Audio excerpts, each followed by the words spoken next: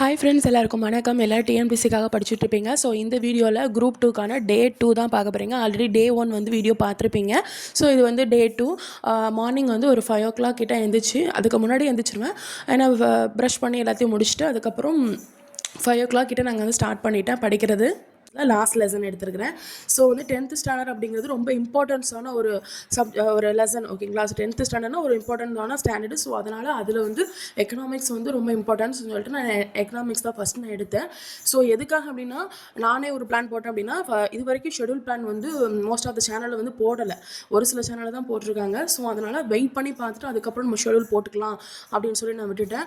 ஏன்னா ஹவுஸ் ஒய்ஃபும் நமக்குன்னு ஒரு டைமிங் வந்து அந்த அளவுக்கு இருக்காது. ஓரளவுக்கு ஒரு நாள் ஒரு நாள் இருக்காது, ஒரு நாள் ரொம்ப கம்மியாக இருக்கும், ஒரு நாள் ரொம்ப அதிகமாக இருக்கும். ஸோ அதனால் வந்து எனக்கு தெரிந்தாப்புல நான் போட்டுக்கலாம் அப்படின்னு சொல்லிட்டு இது வரைக்கும் போடல. பட் நான் 10th ஸ்டாண்டர்ட் தான் ஃபஸ்ட்டு எடுக்கணும் அப்படின்னு சொல்லிட்டு நான் எடுத்துட்டேன். ஸோ எக்கனாமிக்ஸில் லாஸ்ட் லெசன் எடுத்தாச்சு. ஸோ எடுத்து முடிச்சுட்டு அதுக்கப்புறம் ஒரு 6 o'clock வரைக்கும் படித்தோம். அதுக்கப்புறம் ஹவுஸ் ஒய்ஃப்னால ஸோ பிரேக்ஃபாஸ்ட் லஞ்ச் எல்லாத்தையும் ப்ரிப்பேர் பண்ணணும்.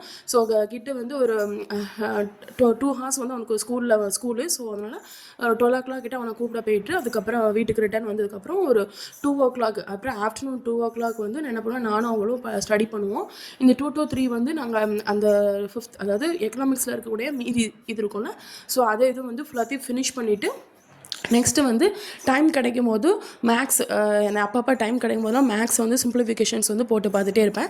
இந்த மெத்தட் நீங்கள் யூஸ் பண்ணி பாருங்கள். நான் என்ன பண்ணுவேன் அப்படின்னா, நெகட்டிவ் போர்டு இது பண்ணாமல் இது மாதிரி செவுத்தில் வந்து இந்த மாதிரி மேக்ஸ் எல்லாம் போட்டு பார்க்கும்போது நான் மற்றவங்களுக்கு டீச் பண்ணுற மாதிரி இருக்கும். ஸோ ரொம்ப ஈஸியாகவும் இருக்கும். எனக்கு வந்து என்னென்ன மிஸ்டேக் பண்ணுறேன்னு சொல்லி மேலே எழுதிக்கிடுவேன். ஸோ ராங்காக எவ்வளோ மேக்ஸ் போட்டிருக்கேன், ரைட்டாக இது போட்டிருக்கேன் அப்படின்னு சொல்லி பார்த்துக்குவேன். இதே நீங்கள் புதுசாக இருந்தீங்க அப்படின்னா நீங்கள் நோட்டில் போட்டுக்கோங்க. நான் குரூப் 4க்கு வந்து எல்லாத்தையும் எழுதி வச்சது அப்படின்னால மறுபடியும் நோட்டை வந்து நான் பார்க்க பதிலாக எனக்கு இது மாதிரி டெஸ்ட் மாதிரி நான் எங்கள் வீட்டு செவுத்தில் நான் போட்டு பார்த்தோம் அப்படின்னா எனக்கு கொஞ்சம் ஈஸியாக இருக்கும். ஸோ ரப் பண்ணுறதுக்கு ஈஸியாக இருக்கும். சாக் பீஸுங்கனால ரப் பண்ணுறதுக்கு ஈஸியாக இருந்துச்சு. ஸோ இந்த மெத்தட் நீங்கள் யூஸ் பண்ணி பாருங்கள், ரொம்ப சூப்பராக இருக்கும். இது நம்ம ஒரு மைண்டில் நிற்கிற மாதிரி இருக்கும். அகைன் போட்டு மாதிரி இருக்கும். நோட்டும் வந்து உங்களுக்கு எக்ஸ்ட்ரா செலவாகும். ஜஸ்ட் சாக் பீஸ் மட்டும் தான் 1 rupees அப்படி தான் செலவாகும்.